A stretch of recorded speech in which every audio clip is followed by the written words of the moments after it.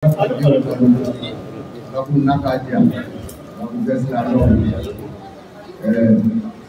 ka kelebere selame ka barika fanga ngodi no te siwere tiye ni manyana tumaw ko bi sabuso le mara tuli kemal ni kalala sita ale ni geleya kɛra kulu ye a b'a ci ka bɔ hadamaden ni nɔgɔya cɛ jinɛ sitana mana juguya sigida o sigida la ne ni min kala ye kɛnɛ bi furade a y'a kala k'a jigi yɔrɔ min na jinɛ sitanaw k'u ka denw jɛ ka kungo minɛ yawura tuli kɛmani n'i y'a kala du o du kɔnɔ k'a dafa a kalalen k'a dafa siyɛn saba walima a siyɛn 11 ala ko a bɛ ka dugaw min kala k'a bɛ barika don du 40 rɔ ɲɛfɛ du 40 kɔfɛ du 40 kɛrɛda in na wa du 40 kɛrɛda in na alhamdulillah bari an ye min kala swa a kalango kelen swali 300 ani kɔ de b'a kelen bɛ Allahu akbar ashhadu y'a faamu nka seli fɔra dɛ wajulikɛla tun ka seli fɔ a sɔrɔ bɛ sanfɛ zanviya in na sanfɛ misiri in kɔnɔ seli fɔra wallahi seli ye silamɛya jɔsen de ye a jɔbere don nka a tilara k'a fɔ ko seli kɛ k'a bɛ maa ɲa k'i sama ka bɔ jogo kɔrɔ ka na jogo ɲumanw de don seli kelen ma fɔ dɛ seli jɔsen 5 bɛɛ fara ɲɔgɔn kan seli kelen ma fɔ la ilaha illallah o yɛrɛ ye seli jɔsen fɔlɔ ye silamɛya yɛrɛ jɔsen fɔlɔ fɛn wɛrɛ de bi fara a kan k'a kɛ o ashhadu an la ilaha illallah ashhadu anna muhammadur rasulullah sallallahu alaihi wasallam nka a ti fɔ dɔrɔn ashhadu muhammadur rasulullah a ti fɔ ten o ashhadu an la ilaha illallah o kuma na an bɛ ka fɛn min fɔ an ko de la ilaha illallah silamɛya jɔsen fɔlɔ filɛ nin ye mɔgɔw ye nin ɲɛna k'a dabiri mun kama adamadenw ni tiɲɛna ne tɛ ala sɔrɔ e kana sɔrɔ donc a bɛ da silamɛya kɛra tan silamɛya kɔrɔlenba min bɛ anw bolo yan a kana tila i la dɛ a b'a kan Maodo Abdoulaye Sadu taara min kan ɲarukaramɔgɔw taara min kan Amidu Soso taara min kan yan Amidu Fanaw taara min kan Kalabɔ ninnu bɛ min kan Sumera Darame ninnu ka taa se Gido Alimamiw ma ka se Buyo Hayidaraw ma Madu Hakili Duma Imam Zakiru Fana u sara min kan n'a tilara i la silamɛya t'i bolo fɔliɲɛli de b'i bolo ka jama ɲini kana taabolo silamɛya yɛrɛ t'i bolo a b'i ɲɔgɔn de kɔniya ni ninnu sera ka hali u ka misiri yɛrɛ datugu ka n'anw ka misiri la an bɛ ala de deli ninnu ka misiri ka ci an bɛ ala yɛrɛ de deli ninnu ka jama bɛɛ ka na an ka yɔrɔ la aw t'anw ka misiri misiri min bɛ fa ta anw ka misiri jama de ka ca bɛɛ a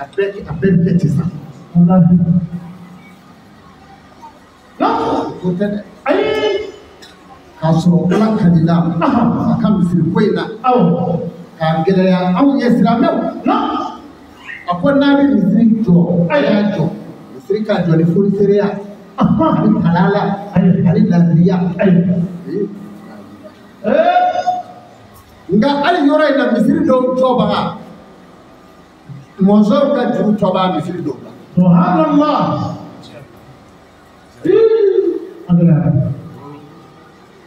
Siribe Ami kalalen filɛ akira ya furusiri de ki ka soa akira ya ke misiri mina ni ebi Jamlatuli kamali mori dodo akate ni mori mu nanangi sonola segala amra mola uka mo bado Ibrahima Nyasi ka mod ulu bado Shego Muhammadu Tijariya mi be dame fashi ulu de ka tabulu ko ala kira bayi ko mi dira dula ko Allahu akbar ki ko siri kono ka kira se wala funi ka kila ka sigiro fra ka je pe ko de ko gele mai di Allah no ko segere bi tamaji ka ko Jamratul Kemali ya ke ayi o ma ale ka ke de segere tamanaji ka de Allahu akbar jogo mi mane alache jogo mi mane alache ala di yo fle o yira mo ko sobe bari mbare shiti nya mabu fa ka soro ingin nye kamaga jogo maga man fe unda ingin nye kamaga ka deme shefa awa yala mabali akona na blimani jila ko sobe mengene nyaw ngin nye bi fa frende Allahu akbar de kama Zambia datu bedu chama ngolo wallahi auti Zambia re dom ay Zambia ti dom ay mani bi ka fusi no ni bi ka de kuti ay ibi duwa mi kala ka kala ye ay ni duwa ni ne ka po ni akala magabe afodro amoke nyamo de Jamratul Kemali kalanga de akanga de walma Fola ni flami kube kalanga karamugo fe buruda ni ko farasa buruda ni tafo buruda kala karamugo baka dukono o ma fe ka dimso la kana buruda kalanga su wallahi ba gafe ta jusu bele badota na do kala la ka korofe bi ko fe ay ebi galawere de kapu shika silabya wallahi la ya salli wa sallim daiman abada habibika khairul khalqi kullihim la ya salli wa sallim daiman abada habibika khairul khalqi kullihim Muhammadan ashraful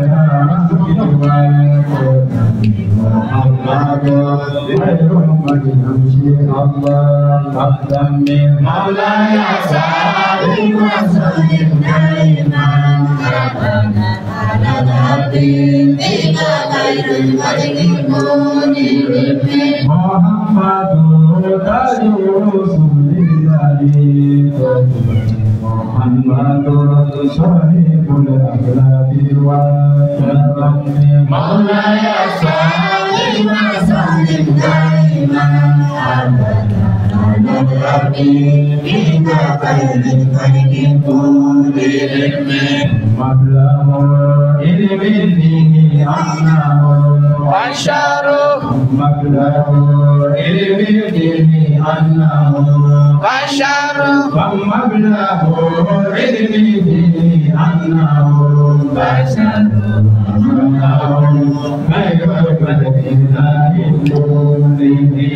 Maulaya salli wa sallim daiman abada ala habibika khairil khalqi kullihim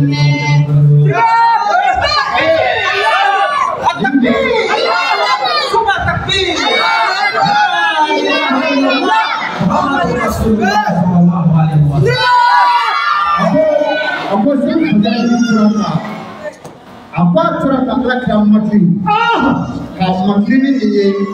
abi kata apa kah? Ayo, laki ini, laki yang pura ini, abi kata apa? Ayo, kalau curaka mana yang farai boleh dibuat sampai kira nak profil, abi kata apa? Kata apa kah? Ayo, mami nanya tertulis, abi kata kalah, kaya suruh. aya je daira ya soro ani buche o yi kilometri kele hake Allah mano kere ro no fiye ya di ta go che aye ne ko ni kalma atande ire atela to aye ne ko ni kalma tu sada che aye daran ne ko aka da kuno no sana woni kalma tu sada tu ni ne nunu e profoli chamake wallahi mautu ya umara la dabara nunu kono kotu ni ya ko ni nunu yo dobe ni sara ala na kuma beida ibse kamida bulbado yebulu hibu kono na yuroni dodi o kuma na apli mawdu mewli kata fo kan ko ke bulmu kala no blow kana kala nge ngaddu na tale Allah bito miniti ta awa miniti bi sama mi kala wanda kele mi kala ka so ka wuli gari yoro ina bari famo fule bari famo ba bebe kala mari famo be du anga kuma be bi nguru bulmu kala na uchele yo nguru be ka yoro do la fama do sika Allah ga te du be la ne ay nya do mo mi ma do ala ka sine bashiru kan ela bashiru kan kani katika uka alimami ba la kunye ne abin ziga kere fe fa bin dogi dogi akwai shigo kana ta be to koro ya ale de pado ko fe de la yu kala mo tubula mafie nyina ngaga kake asamuha ani wolo fly no tuma de la yu bi kala ne ka suko ya suko ma da kabini ne kele ninzi imadna kana nafafla kana kesaba kana demsenu njeya kana durita ka bomu kana kesa arabi kala biti kwa kala mo hali bisoma ya kala fa mawere bina sawo kasa dalayiru o dalayiru mangutura o dalayiru yoro do bitma bali hada mande diya me itlula hada mande ina musaya sadi alaw taala ko ki ka jogata dalayiru do bina mo ndeyo ay apo ala ndenye haka minna dukulo sabe no ndenye ungasira chile dalile awanyokize bunta ala ko nyokize haka ko dede o ba haka mani ni fe usalike alakira muhammad sallallahu alaihi wasallam kala lu da ma yoro do ko kalibi wonu nge sebeli kedena o kalibu male o kalibu ka sebeli kedno o haka ya mani ni fe ala hake usalike alakira na madunza apo kabini ala ejeda samba bakele na huli yaumi jedo wodo o bakele kaliki ala iko swale hakeke alakira na madunza dada kainati tuma mautu wele kata dada yulu kala mauka sume barka bana harma de tini febi o dara yulu mi flawe jamana do be ni min nan nayo jamana dunala be ke ko mi min nan drop subhanallah ina nan ni yebu buna ya ina nan ga jamana chide ni mi saka kala yoro lati kibila ni kala ya buna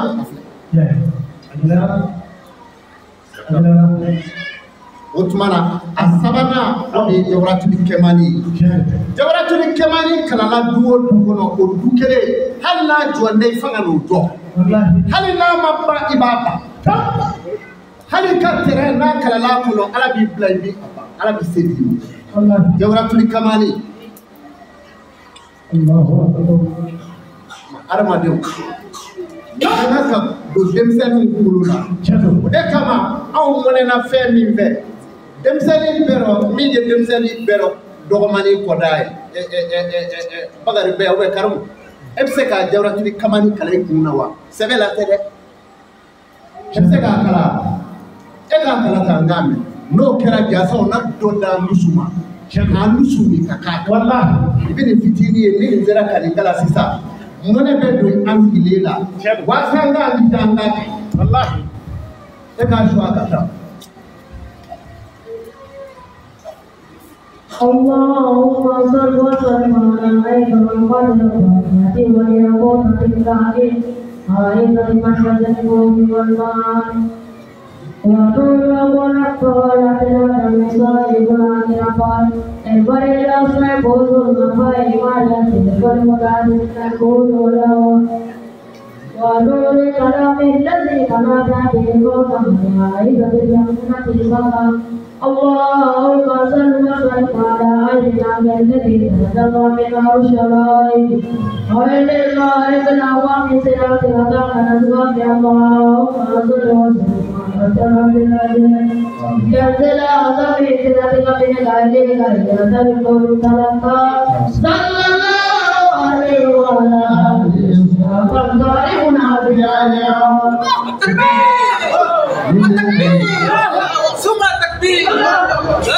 إله إلا الله محمد رسول الله صلى الله عليه وسلم والله ay demsenu la kalana ba ala nge fay demseni ko la futi na e ko la ci ka dem am be sigile do ya nam sale ni ne ko no mo ko nam sala lu ba fo mu kama ay aw ta ni do ay burane ko lo batame ni mo yi la Allahu akbar ni batame be ne ma mi me mai ni mu zira nam sabi banaw jando wa obituko mi matita kaburu kono feka nyamsani Jesus yi tuko ya ni Allahu akbar ni kewale nu na ko na cho na panu lu kele ki gaki wa idali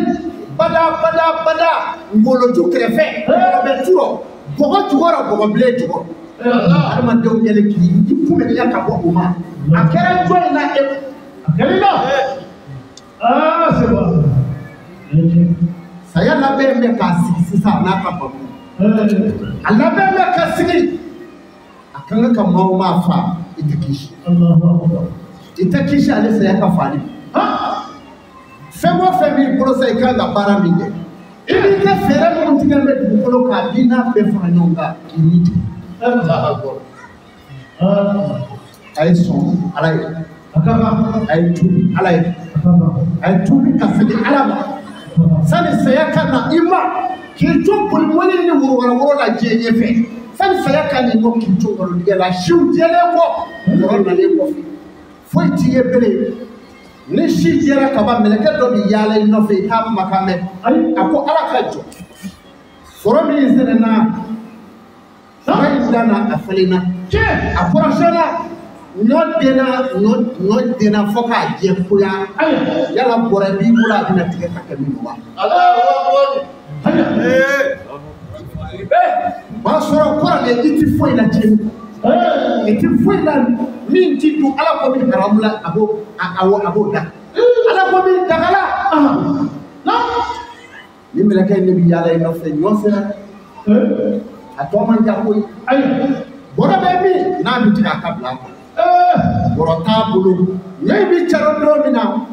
bulu la ngulu abi bo no fe Allahu bi siri ko bi ñoo ñefle je mu sala ka suyi je jamuso hereta la ka yo ne ta ko ni ay jama soro ay jama soro billahi anjana ka wala judo sumali jamana ka du Allahu akbar ya maboto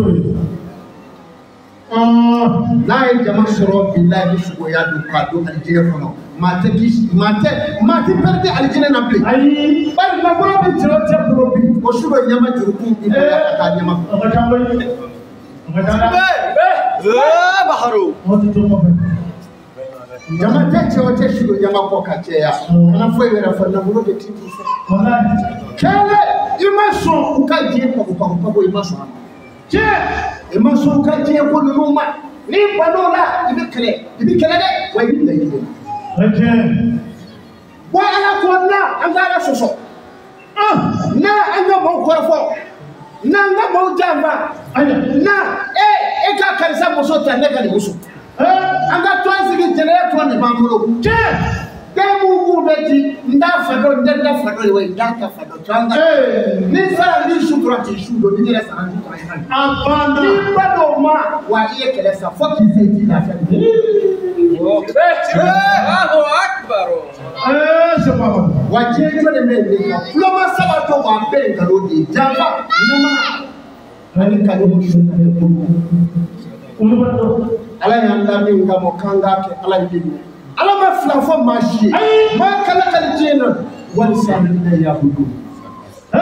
na awele kafa nongo la bato ko ma fa ka yo na dumini ko do ne da dada awada ile mede ne ala bula table abana ala ile fo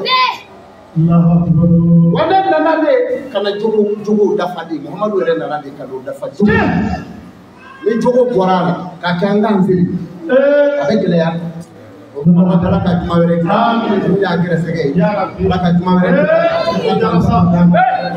ala ka ange ala jina dewu ya rabbi demu to dara bi fulani nunu ala ku yola noya ala ku balo fakeleya ku bakeleya amin ku sew yere koro ala ka nge here nale ala ka ke bunye nale